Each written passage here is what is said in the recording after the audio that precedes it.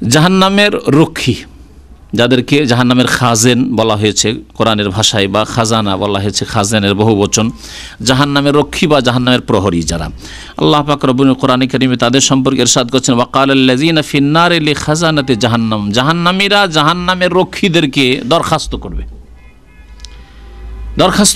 ভাবে যে এদেরকে দরখাস্ত করে যদি হালকা করা যায়। কারণ দুনিয়াতে এরা আসামি ছিল, জেলে থেকেছে, আর জেলে থেকে তারা পয়সা ঘুষ দিয়েছে ওই জেলের যারা গেটের প্রহরী তাদেরকে, অথবা জেলের ভিতরে যারা পাহারায় আছে তাদেরকে, আর থানাতে যারা পাহারায় আছে যারা ধরে নিয়ে গেছে তাদেরকে কিছু ঘুষ ঘাস দিয়েছে, দিয়ে হয়তো তাদের ফ্যাসিলিটি সুযোগ সুবিধা জেলের মধ্যে নিয়ে নিয়েছে, অথবা জেল থেকে বেরিয়ে গিয়েছে, অনেকে পলাতক জেল থেকে, হচ্ছে না, ঘুষ দিয়ে। ভাবছে যে এসব তো চলেছে, তো দেখি এখানে দরখাস্ত করে জাহান্নামের রক্ষীদের কাছে দরখাস্ত করবে, ওদু রাব্বাকুম, তোমাদের রবের কাছে একটু দোয়া করো, ইউখাফিফ আন্না ইয়াওমান মিনাল আযাব, এদের সাথে একটু খাতির টাতির জমিয়ে যদি একটু হালকা করা সম্ভব হয়, এদেরকে দিয়ে আল্লাহকে বলাই, তোমাদের রবকে বলো ইউখাফিফ আন্না ইয়াওমান মিনাল আযাব, একদিন তো আমাদের আযাব একটু হালকা হোক।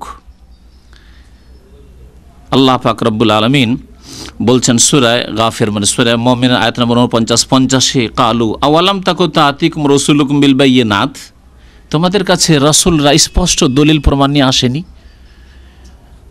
কোরআনে কারীম তোমাদের কাছে আসেনি, রাসূলুল্লাহ সাল্লাল্লাহু আলাইহি ওয়াসাল্লামের হাদিস তোমাদের কাছে আসেনি, স্পষ্টভাবে দিন তোমাদের কাছে পৌঁছেনি।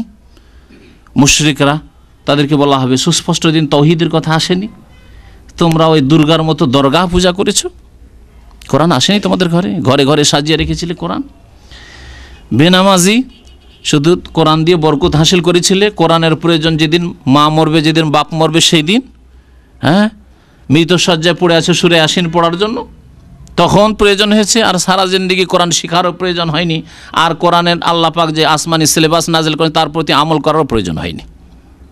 আমাদের দেশের অবস্থা এরকমই, শতকরা 90-95 মানুষ তারা কোরআন শিখে না। কি জন্য?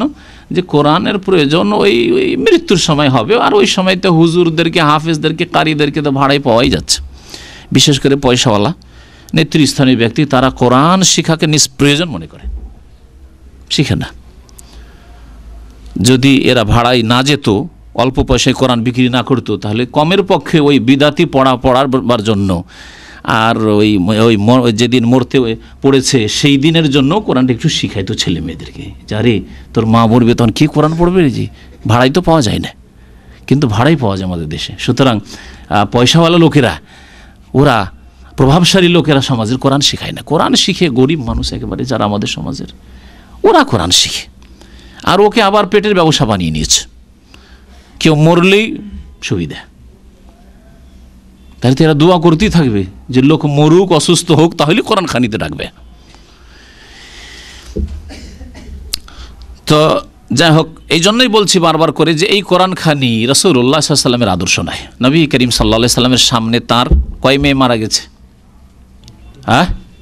3 মেয়ে মারা গেছে। কোনো এক মেয়ের জন্য নিজে কমপক্ষে বসে বসে কোরআন পড়েছেন যে এটি আমার মেয়েকে বকশাইলাম, অপরকে দিয়ে ভাড়া করা তো দূরের কথা, যে বাবা আবু বকর, ওমর, ওসমান, আলী এইসব তোমরা সবাই মিলে একটু কোরআনটা খতম করে দাও, এটা একটা ঘটনা একটা প্রমাণ করেন দেখি কোনো হাদিসে? তাহলে বিদাতি নব আবিষ্কৃত তরিকা ভাড়াই কোরআন পড়া। কোরআন পড়বে ঘরে এবং ইবাদতের জন্য পড়বে, প্রত্যেক অক্ষরে 10 নেকি পাবো সেই জন্য, আমার আখেরাতের সম্বল বাড়াবো সেই জন্য কোরআন তেলাওয়াত করবে। এবং কোরআন তেলাওয়াত আরও এর চাইতে আগের পর্যায়ে হচ্ছে কোরআন বুঝে পড়বে, কোরআন নিয়ে গৌরব ফিকির করবে, গবেষণা করবে। গবেষণা মানে শুধু সায়েন্টিফিক গবেষণা নয়, আল্লাহ পাক কী বলেছেন আমাকে, আমার অবস্থা কি, আমি কি কোরআনই জীবনযাপন করছি না কোরআন থেকে আমার জীবন অনেক দূরে রয়েছে, সুতরাং আমাকে এগিয়ে আসতে হবে, অগ্রগামী হইতে হবে। এ হচ্ছে তাদাব্বুর, যা আল্লাহ কোরআন এখানে বলছে, আফালা ইয়াতাদাব্বারুনা আল কোরআন আম আলা কুলুবিন আকফালুহা। তারা কোরআন নিয়ে তাদাব্বুর করে না, গৌরব ফিকির করে না, তাদের অন্তরে কি তালা লেগে আছে নাকি? কোরআন দিয়ে তাদের সংশোধন কেন হয় না? কোরআনকে আল্লাহ শেফা, রোগের আরোগ্য হিসাবে নাজেল করেন, কোরআন দিয়ে তাদের রোগ ভালো হয় না কেন? অন্তরের রোগ আর তাদের আমলের রোগ, চরিত্রের রোগ কেন ভালো হয় না তাদের?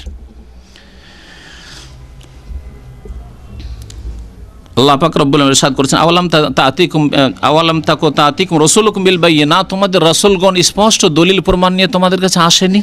রাসূলের জামানা, রাসূলদের জামানা চলে যাওয়ার পরে ওলামায়ে কেরাম তোমাদের কাছে কোরআন এবং হাদিসের কথা কখনো বলেনি? কখনো নামাজের কথা, কখনো দিনের কথা, কখনো হারাম থেকে বেঁচে থাকার কথা, কখনো হালাল রুজির কথা কখনো শোনোনি? কালু বালা, তারা বলবে হ্যাঁ শুনেছি।